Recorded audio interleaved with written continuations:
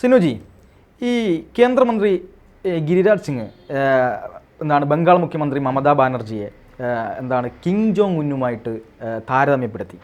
അവർ ഏകാധിപതിയാണ് എന്നുള്ള നിലയിൽ. Kim Jong ഉന്നിനെ പറ്റി നമുക്കറിയാം. കാരണം ലോകത്തെ തന്നെ ഏറ്റവും വലിയ ഏകാധിപത്യത്തിൻ്റെ പ്രതിബിംബമായിട്ട് നമ്മളെല്ലാം എടുത്തു പറയുന്ന ഒരാളാണ് ഈ കിം ജോങ് ഉൻ. വല്ലാത്തൊരു പേരാണത്. അപ്പോൾ അതുപോലെ തന്നെ പുള്ളിയുടെ ആ പേര് പോലെ തന്നെയാണ് സ്വഭാവവും. പുള്ളിക്ക് ഇഷ്ടമുള്ളത് മാത്രമേ അവിടെ നടക്കൂ, പുള്ളിയുടെ താല്പര്യങ്ങളെ അവിടെ നടക്കത്തുള്ളൂ. കമ്മ്യൂണിസ്റ്റുകാരനാണെന്നാണ് പറയുന്നത്. എന്ത് കമ്മ്യൂണിസമാണെന്ന് നമുക്കറിയില്ല. അപ്പോൾ ഈ മമതയെ എന്തുകൊണ്ടാണ് ഇയാളുമായിട്ട് താരതമ്യം ചെയ്തത് എന്നുള്ളതാണ് ചോദ്യം. അപ്പോൾ ആർജിക്കർ മെഡിക്കൽ കോളേജിലെ ആ ഒരു പീഡനവുമായി ബന്ധപ്പെട്ടും അവിടെ നടക്കുന്ന വിദ്യാർത്ഥി പക്ഷവുമായി ബന്ധപ്പെട്ടും അവിടെ നടക്കുന്ന സമരങ്ങളുമായി ബന്ധപ്പെട്ടൊക്കെ തന്നെ മമത വലിയ രീതിയിലുള്ള എതിർപ്പുകൾ പ്രകടിപ്പിക്കുകയും തനിക്കിഷ്ടമില്ലാത്തതൊന്നും ബംഗാളിൽ നടക്കരുത്, താനാണ് ബംഗാളിലെ എല്ലാം എന്ന് പറഞ്ഞുകൊണ്ടിരിക്കുന്ന ഒരു മമതയാണ് നമുക്ക് കാണാൻ കഴിയുന്നത്. പക്ഷേ അവിടെ നിന്ന് മമത നിലപാട് മാറ്റുകയും ചെയ്യുന്നുണ്ട്. ഇങ്ങനെ ഇരട്ടത്താപ്പ് കളിക്കുന്നു, അതിനിടയിൽ കൂടി ഏകാധിപത്യം കൊണ്ടുവരുന്നു. ഒരു വല്ലാത്തൊരു രാഷ്ട്രീയ സ്ഥിതിയിലേക്ക് ബംഗാളിനെ അവർ മാറ്റുകയാണ്. അപ്പോൾ അതുമായി ബന്ധപ്പെട്ടായിരിക്കാം ഒരുപക്ഷെ മന്ത്രി ഇങ്ങനെ പറഞ്ഞിട്ടുണ്ടാവുക. എന്താണ് മന്ത്രി അങ്ങനെ പറയാനുള്ള കാരണം എന്താണ്? ഉത്തര കൊറിയൻ ഏകാധിപതി അതാണ് കിം ജോങ് ഉൻ. അപ്പൊ കിം ജോങ് ഉൻ എന്ന് പറയുന്നത് തനിക്കെതിരെ നിൽക്കുന്ന പ്രതിപക്ഷത്തെ, തനിക്ക് നേരെ വിരൽ ചൂണ്ടുന്നവരെ പൂർണ്ണമായും ഉന്മൂലനം ചെയ്യുന്നു. വളരെ സ്വേച്ഛാധിപരമായ നിലപാടുകൾ സ്വീകരിക്കുന്ന ഒരാളാണ് കിം ജോങ് ഉൻ. അപ്പൊ അദ്ദേഹവുമായിട്ടാണ് ഈ ഗിരിരാജ് സിംഗ് എന്ന് പറയുന്ന കേന്ദ്രമന്ത്രി മമതയെ താരതമ്യം ചെയ്യുന്നത്. കാരണം തനിക്കെതിരെ ആരെങ്കിലും വിമർശിച്ചാൽ, വിദ്യാർത്ഥികൾ പ്രക്ഷോഭം നടത്തിയാൽ, നാട്ടുകാർ അല്ലെങ്കിൽ BJP എന്ന് പറയുന്ന സംഘടനകൾ സമരം നടത്തിയാൽ അതിനെ മുഴുവൻ ഉന്മൂലനം ചെയ്യാനായിട്ട് ശ്രമിക്കുന്നു. അതിന് ഏതറ്റം വരെയും ഈ മമതാ ബാനർജി പോകും. ഇതിന്റെ കാര്യം എന്ന് പറഞ്ഞാൽ ഈ ആർജിക്കർ മെഡിക്കൽ കോളേജിലെ സംഭവം ഉണ്ടല്ലോ, ഈ സംഭവവുമായി ബന്ധപ്പെട്ട് ബംഗാളിൽ തുടർച്ചയായി പ്രക്ഷോഭങ്ങൾ ഉണ്ടാകുന്നു. BJPയുടെ പ്രക്ഷോഭം നടത്താനായിട്ട് ഇവർ സമ്മതിക്കുന്നില്ല, പ്രശ്നങ്ങൾ ഉണ്ടാക്കുന്നു. അപ്പോൾ ഇവരുടെ അടുത്ത് പറയുകയാണ് ഇങ്ങനെയുള്ള പ്രശ്നങ്ങൾ ഒന്നും ഇല്ല, ഇവിടെ ഞാൻ ഇതിന് ഒന്നും എതിരല്ല എന്നൊക്കെ പറയുന്നു. അപ്പോൾ വിദ്യാർത്ഥികളുടെ അടുത്ത് വളരെ മോശമായി, വിദ്യാർത്ഥികളുമായിട്ടുള്ള ഒരു സംവാദത്തിനിടയ്ക്ക് ഈ പറയുന്ന മമതാ ബാനർജി പറഞ്ഞിരുന്നു, നിങ്ങൾ ഈ സമരവുമായി മുന്നോട്ട് പോകരുത്. കാരണം ഈ വിദ്യാർത്ഥികൾ എന്ന് പറയുന്നത് ജൂനിയർ ഡോക്ടേഴ്സ് ഉൾപ്പെടെയുള്ളവരാണ്. അപ്പോൾ അവരുടെ അടുത്ത് പറയാൻ നിങ്ങൾ ഇതുമായിട്ടൊന്നും മുന്നോട്ട് പോകരുത്. ഇങ്ങനെ മുന്നോട്ട് പോയാൽ നിങ്ങൾക്ക് നാളെ പാസ്പോർട്ട് കിട്ടില്ല, വിസ കിട്ടില്ല. അപ്പൊ നിങ്ങൾക്ക് ഒരുപക്ഷെ പുറത്തേക്ക് പോകണം, വിദേശ രാജ്യങ്ങളിലേക്ക് പോകണമെന്നുണ്ടെങ്കിൽ അതിനുള്ള അവസരങ്ങൾ നിഷേധിക്കപ്പെടും, നിങ്ങൾ വളരെ സൂക്ഷിച്ചോണം എന്നൊക്കെ പറഞ്ഞിട്ട് മമത ഭീഷണിയാണ്. പക്ഷെ ഇത് സംഭവം അങ്ങ് വിവാദമായപ്പോഴത്തേക്ക് മമത നേരെ പ്ലേറ്റ് അങ്ങ് തിരിച്ചു. എന്നിട്ട് എക്സിൽ കുറിച്ചു, ഞാൻ പറഞ്ഞത് അങ്ങനെയല്ല, കേന്ദ്ര സർക്കാരുമായി ചേർന്ന് വിദ്യാർത്ഥികൾ ചില പ്രക്ഷോഭങ്ങൾ നടത്തുന്നു, അപ്പൊ കേന്ദ്ര സർക്കാർ ഇളക്കി വിട്ട് നിങ്ങളെ പ്രക്ഷോഭത്തിന്റെ മുൻനിരയിലേക്ക് വിടുന്നു എന്നാണ് ഞാൻ പറഞ്ഞത്. അപ്പൊ ഞാൻ പറഞ്ഞത് BJPക്കെതിരെയാണ്. ഈ നിലപാടാണ് സ്വീകരിച്ചത്. മാത്രമല്ല നേരത്തെ പറഞ്ഞിരുന്നു, നിങ്ങൾ അതായത് BJP ഈ പ്രക്ഷോഭമൊക്കെ തുടങ്ങിയപ്പോൾ നിങ്ങൾ ബംഗാളിനെ കത്തിക്കാൻ ശ്രമിച്ചാൽ ഞാൻ പല സംസ്ഥാനങ്ങളും കത്തിക്കും, അല്ലെങ്കിൽ രാജ്യം ഒന്നാകെ കത്തിക്കും. കാരണം ഈ ബംഗ്ലാദേശികളായ നിരവധി ആളുകൾ ഉത്തർപ്രദേശിലും ബീഹാറിലും ഡൽഹിയിലും ഒക്കെ ആയിട്ട് വിവിധ സംസ്ഥാനങ്ങളിൽ ജോലി. അത് വലിയ അപകടകരമായ ഒരു പ്രസ്താവനയല്ലേ? ഒരു മുഖ്യമന്ത്രിയാണ് പറയുന്നത്, ആലോചിക്കണം. അതെ, ഒരു മുഖ്യമന്ത്രിയാണ് പറയുന്നത്, ഞാൻ രാജ്യം കത്തിക്കുമെന്ന് ഒരു സംസ്ഥാനത്തെ മുഖ്യമന്ത്രി പറയുക. അപ്പോഴാണ് ഈ പറയുന്ന ഗിരിരാജ് സിംഗ് പറയുന്നത്, ഇത്തരത്തിലുള്ള നിലപാട് സ്വീകരിക്കുന്ന ഒരു മുഖ്യമന്ത്രി ഇനിയും മുന്നോട്ട് ഇതേപോലെ വെച്ചുകൊണ്ട് പോകാൻ പറ്റില്ല, ഇവർ രാജിവെക്കണം, ഇവരെന്താണ്, ഇവർ ഏകാധിപതിയാണോ, ഇവർ കിം ജോങ് ഉന്നാണോ, ഉത്തര കൊറിയൻ ഏകാധിപതിയുടെ നിലപാടുമായിട്ട് ഇന്ത്യയിൽ മുന്നോട്ട് പോകാൻ പറ്റില്ല എന്ന് കൃത്യമായ ഒരു നിർദ്ദേശം ഇവർ നൽകുകയാണ്. അത് മാത്രമല്ല ഈ പ്രതിഷേധം കനത്തോടുകൂടി ഭീഷണിയുടെ, അല്ലാതെ ആ ശക്തമായ പ്രതിഷേധമായിട്ട് വിദ്യാർത്ഥികൾ വന്നു. അപ്പോൾ മമത പ്ലേറ്റ് അങ്ങ് തിരിച്ചിട്ട് പറഞ്ഞു, നിങ്ങൾ സമരമൊക്കെ ചെയ്തോളൂ, പക്ഷെ സുപ്രീം കോടതി പറഞ്ഞിട്ടുണ്ട് നിങ്ങളുടെ അടുത്ത് ജോലിക്ക് കയറാൻ. അപ്പൊ കുറെ ഡോക്ടേഴ്സ് ജോലിക്ക് കയറണം. ഈ സുപ്രീം കോടതിയുടെ നിർദ്ദേശം അനുസരിച്ച് ഈ ഡോക്ടേഴ്സ് ജോലിക്ക് കയറുമ്പോൾ അതിന് നിർദ്ദേശം നൽകേണ്ടത് സംസ്ഥാന സർക്കാരാണ് എന്ന് പറഞ്ഞാൽ മമതാ ബാനർജി എന്ന ഞാൻ പറയും, നിങ്ങൾ അങ്ങ് കേട്ടാ മതി, സുപ്രീം കോടതി ഉത്തരവിട്ടിട്ടുണ്ട്, കൂടുതൽ കളിക്കാനൊന്നും നിൽക്കണ്ട, നിങ്ങൾ എൻ്റെ അടുത്ത് ഭീഷണിക്കൊന്നും വരണ്ട. ഇതൊക്കെ ഇവർ എക്സിൽ കുറിക്കുകയാണ്. അപ്പൊ ഇവർക്കെതിരെയുള്ള പ്രതിഷേധം, ഇവർക്കെതിരെയുള്ള പ്രക്ഷോഭമൊക്കെ വലിയ വിവാദമായി മാറുന്നു. ഇത് മമത കൃത്യമായിട്ട് തിരിച്ചറിയുന്നുണ്ട്. സിനോജി, ഇതോടൊപ്പം തന്നെ ഞാൻ സിനോജി പറഞ്ഞപ്പോൾ ഒന്ന് ഓർത്താണ്. കാരണം ഇതോടൊപ്പം ചേർത്ത് വായിക്കേണ്ട ഒരു കാര്യമാണ്, ഈ NDA ഭരിക്കുന്ന ഒരു സംസ്ഥാനത്തായിരുന്നു ഇത്തരം ഒരു സംഭവം അരങ്ങേറിയിരുന്നതെങ്കിൽ എന്തായിരിക്കുമായിരുന്നു ഇന്ത്യയിലെ ഒരവസ്ഥ? ഇപ്പം മമതയായതുകൊണ്ട് മാത്രം മിണ്ടാതിരിക്കുന്ന പല നേതാക്കന്മാരെയും നമുക്ക് അതിനിടയിൽ കൂടി കാണാൻ കഴിയുന്നുണ്ട്. എന്താണ് അവരുടെ അവസ്ഥ? ഭയങ്കര പരിതാപകരമാണ്. ഞങ്ങൾക്ക് എന്തെങ്കിലും പറയാൻ പറ്റുമോ? പറഞ്ഞാൽ പ്രശ്നമാകുമോ? അയ്യോ, അവരൊന്നും അറിഞ്ഞിട്ടില്ല ഈ വിഷയം. അതാണ്. അപ്പൊ ഈ മാധ്യമ മാധ്യമങ്ങൾ ഇതെല്ലാം തന്നെ മൂടി വെക്കുക. ഇപ്പൊ ഈ ആകെ ഇതിനകത്ത് പ്രതികരിച്ചെന്ന് പറഞ്ഞാൽ അസം മുഖ്യമന്ത്രി ഹിമന്ത് ബിശ്വ ശർമ്മ എന്ന് പറയുന്ന മുഖ്യമന്ത്രി മാത്രമാണ് ഈ പിന്നെ ഭിന്നിച്ച് ഭരിക്കുക, അതായത് ബ്രിട്ടീഷ് തന്ത്രം അത് ഉപയോഗിക്കുകയാണ് മമത. അതുകൊണ്ട് മുസ്ലിങ്ങളെ ഹിന്ദുക്കളെ എന്ന രീതിയിൽ വിഭജിക്കുന്നുണ്ട്, ഈ രീതിയിലുള്ള മുന്നോട്ട് പോക്കാണ് എന്നൊക്കെ കൃത്യമായി വാണിംഗ് നൽകുന്നുണ്ട്. NDA ഭരിക്കുന്ന ഒരു രാജ്യത്ത് ഈ എങ്ങനെയാണ് മമതയ്ക്ക് ഇത്രയും ധൈര്യമായി ഇത്തരത്തിലുള്ള തെറ്റായ നിലപാടുമായി മുന്നോട്ട് പോകുന്നതെന്ന് പല രീതിയിൽ സംശയമുണ്ട്.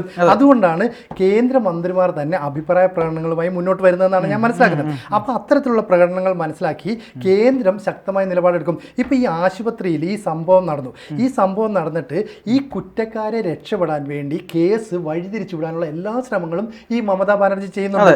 ഈ എന്തിനാണ് മമതാ ബാനർജി അങ്ങനെ ശ്രമിക്കുന്നത്?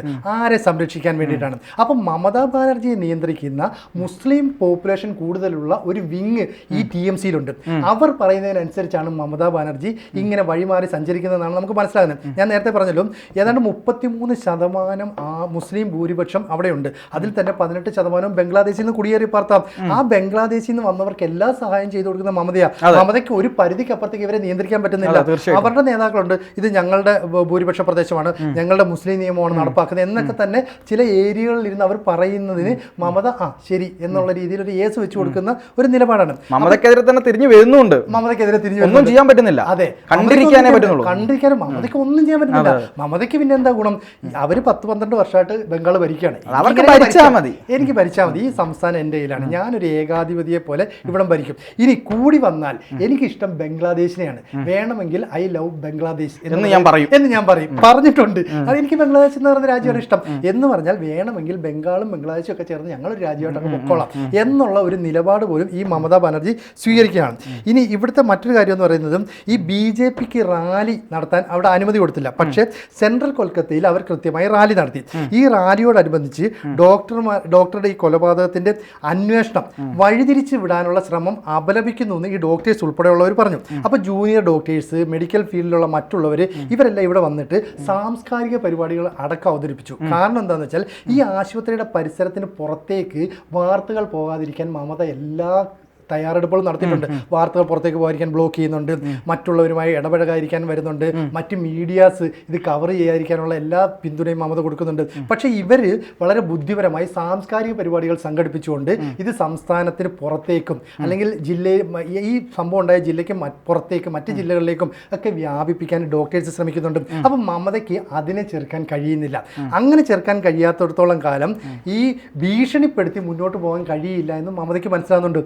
അപ്പം അടവങ്ങ് മാറ്റുകയാണ്. അപ്പോൾ വിദ്യാർത്ഥികൾ പറയുകയാണ്, നിങ്ങൾ എന്നെ തെറ്റിദ്ധരിക്കല്ലേ, നിങ്ങൾ ഈ ബംഗാളിൻ്റെ ഭാവി സ്വത്താണ്, നിങ്ങളാണ് അടുത്തത്. കാരണം നമുക്കറിയാലോ, ഇപ്പം മലയാളികൾ ഉൾപ്പെടെ യുവതലമുറ കൂടുതലും പഠിച്ചു കഴിഞ്ഞാൽ ജോലിക്കായിട്ട് വിദേശ രാജ്യത്ത് പോകും, അവരവിടെ സെറ്റിൽ ആകാൻ ആഗ്രഹിക്കുന്നത്. അപ്പോൾ നിങ്ങൾക്കെതിരെ നിങ്ങൾ ഈ പ്രക്ഷോഭം നടത്തുന്നു, സമരം നടത്തുന്നു, ഇത് ബംഗാൾ സർക്കാരിനെതിരെയാണ്, ബംഗാൾ കത്തിക്കാനാണ് ശ്രമിക്കുന്നത്. അപ്പോൾ നിങ്ങൾക്കെതിരെ FIR ഇടാം.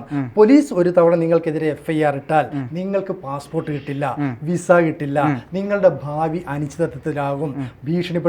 പക്ഷേ ഈ വിദ്യാർത്ഥികളോ ഈ ജൂനിയർ ഡോക്ടേഴ്സോ ഒന്നും ഇത് പേടിക്കുന്നില്ല. അവർ പറയണം, ഓക്കെ ഞങ്ങളത് ഉൾക്കൊള്ളാം, ഞങ്ങളത് ഫേസ് ചെയ്തോളാം, ഞങ്ങൾ മുന്നോട്ട് കൊണ്ടുപോയിക്കോളാം എന്നുള്ള ഒരു നിലപാട് ഇവർ സ്വീകരിക്കുകയും ചെയ്യുന്നുണ്ട്. അല്ല, അത് മാത്രമല്ല, അവിടെ അവർ എടുത്തൊരു വേറെ പ്രധാനപ്പെട്ട ഒരു തന്ത്രം എന്ന് പറയുന്നത് ഈ പ്രതിയെ ഞങ്ങളിതാ ഈ പ്രതിക്ക് 7 ദിവസത്തിനുള്ളിൽ വധശിക്ഷ കൊടുക്കുന്ന, അതായത് റേപ്പ് കേസിൽപ്പെടുന്ന പ്രതികൾക്ക് 7 ദിവസത്തിനുള്ളിൽ വധശിക്ഷ കൊടുക്കുന്ന നിയമം പാസ്സാക്കാൻ പോവുകയാണ്, ഞങ്ങളത് ചെയ്യും എന്നൊക്കെ പറഞ്ഞ് വലിയ ഒരു പൊളിറ്റിക്കലായ ഒരു ക്യാമ്പയിനിങ് നടത്താൻ മമത ശ്രമിച്ചു. പക്ഷേ ഇതേ മമത തന്നെയാണ് ഈ ഒരു റേപ്പ്, ക്രൂരമായ റേപ്പ് നടന്നപ്പോൾ ഈ TMCയുടെ പുറകിലുള്ള ആളുകളൊക്കെ തന്നെയാണ് ഈ മെഡിക്കൽ കോളേജ് നിയന്ത്രിക്കുന്നത്. അവരത് മൂടി വെക്കാൻ ശ്രമിച്ചു.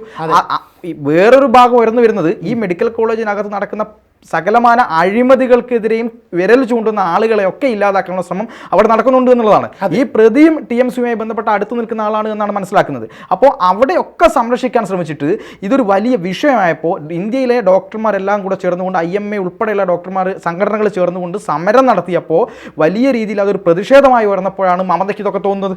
അതെ, ഇവിടുത്തെ ഒരു പ്രശ്നം എന്ന് പറയുന്നത് ഈ ആശുപത്രി കേന്ദ്രീകരിച്ച് ഒരു വലിയ ഡ്രഗ് മാഫിയ ഉണ്ടായിരുന്നു. അതായത് മരുന്ന് മാഫിയ. ഗുണനിലവാരം കുറഞ്ഞ മരുന്നുകൾ കൊണ്ടുവരുന്നു, അത് ഇവിടെ കുത്തിവെക്കുന്നു, ഗുണനിലവാരം കുറഞ്ഞ മറ്റ് സാധനങ്ങൾ ഇതുവഴി കൈമാറ്റം ചെയ്യപ്പെടുന്നു.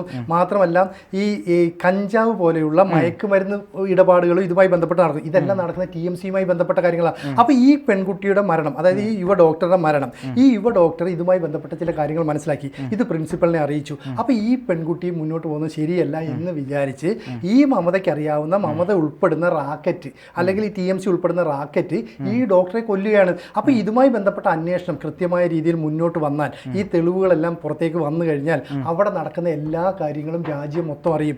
അതോടുകൂടി മമതയുടെ നിലനിൽപ്പില്ലാതാകും. അപ്പോൾ എങ്ങനെയും ഈ പറയുന്ന കേസ് അട്ടിമറിക്കണം, ഡോക്ടറുടെ മരണം വഴിതിരിച്ചു വിടണം. അപ്പോൾ വിദ്യാർത്ഥികളെ ഭീഷണിപ്പെടുത്തിയുന്ന ഒരു ആരോപണം വന്നപ്പോൾ അതിനകത്തുനിന്ന് വഴിതിരിച്ചു വിടാനായിട്ട് മമത പറയുന്നു, ഇല്ല ഞാൻ അങ്ങനെ ചെയ്തിട്ടില്ല, ഞാൻ BJP സർക്കാരിനെ കുറ്റപ്പെടുത്തി കേന്ദ്ര സർക്കാരുമായി ചേർന്ന് വിദ്യാർത്ഥികൾ ചില പ്രശ്നങ്ങൾ ഉണ്ടാക്കുന്നു എന്നാണ് ഞാൻ നിങ്ങളോട് പറഞ്ഞത്. ഇനി ഞാൻ അങ്ങനെയൊന്നും ഉള്ള കാര്യങ്ങൾ വരുന്നില്ല. അപ്പോൾ ബംഗാളിൽ ഇനിയും പ്രതിഷേധം കനക്കുകയാണ്. പ്രതിഷേധം കനക്കുമ്പോഴും ഈ പറയുന്ന മമതയുടെ ആറ്റിറ്റ്യൂഡിൽ മാറ്റം ഉണ്ടാവുമെന്ന് നമ്മൾ ആലോചിക്കേണ്ടത്. കാരണം അവർ ഈ പറയുന്ന ഉത്തര കൊറിയനിലെ ഏകാധിപതിയായ കിം ജോങ് ഉന്നിനെ പോലെ പ്രവർത്തിക്കുന്നു. എനിക്കെതിരെ വരുന്നവരെല്ലാം ഞാൻ ഇല്ലാതാക്കി കളയും, നശിപ്പിച്ച് കളയും, ഞാൻ വേണമെങ്കിൽ ബംഗാൾ കത്തിക്കും, രാജ്യം കത്തിക്കും എന്നൊക്കെ ഒരു നിലപാടെടുത്താൽ അവർക്കെതിരെ കേന്ദ്ര സർക്കാർ ഉചിതമായ സമയത്ത് ഉചിതമായ നടപടി എടുക്കുമെന്ന് നമുക്ക് പ്രതീക്ഷിക്കാം. അങ്ങനെ ആ നടപടി എടുത്തില്ലെങ്കിൽ ഈ പറഞ്ഞൊരു സംസ്ഥാനം തന്നെ ഒരുപക്ഷെ ഇല്ലാതായി പോകും. അല്ലെങ്കിൽ ഈ സംസ്ഥാനം ബംഗ്ലാദേശികളുടെ കയ്യിൽ അകപ്പെട്ടു എന്ന് നാളെ ചരിത്രത്തിൽ രേഖപ്പെടുത്തേണ്ട ഒരു സാഹചര്യം തീർച്ചയായിട്ടും. ഇന്ത്യ എന്ന് പറയുന്ന ഒരു മഹാരാജ്യത്തെ ഭിന്നിപ്പിക്കാൻ, അതിനെ മുറിച്ചു കളയാൻ യാതൊരു തരത്തിലും സർക്കാർ സമ്മതിക്കില്ല എന്ന് തന്നെ നമുക്ക് വിശ്വസിക്കാം. ഓക്കെ.